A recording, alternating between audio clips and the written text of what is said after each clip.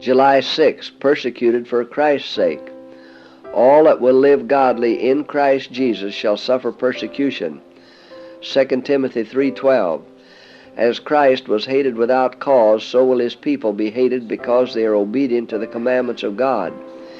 If he who was pure, holy, and undefiled, who did good and only good in our world, was treated as a base criminal and condemned to death, his disciples must expect but similar treatment, however faultless may be their life and blameless their character.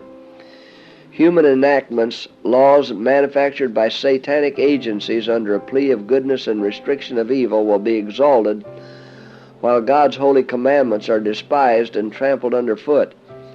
And all who prove their loyalty by obedience to the law of Jehovah must be prepared to be arrested, to be brought before councils that have not for their standard the high and holy law of God.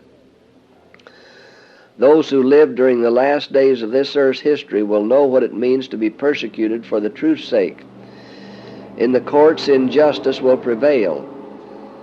The judges will refuse to listen to the reasons of those who are loyal to the commandments of God, because they know that arguments in favor of the fourth commandment are unanswerable.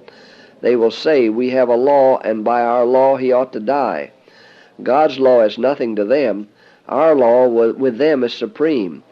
Those who respect this human law will be favored, but those who will not bow to the idol Sabbath will have no favor shown them.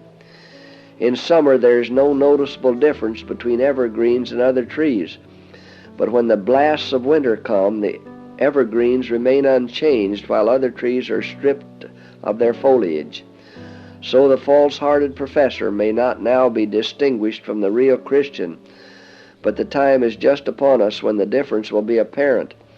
Let opposition arise, let bigotry and intolerance again bear sway, let persecution be kindled, and the half-hearted and hypocritical will waver and yield the faith. But the true Christian will stand firm as a rock, his faith stronger, his hope brighter, than in days of prosperity.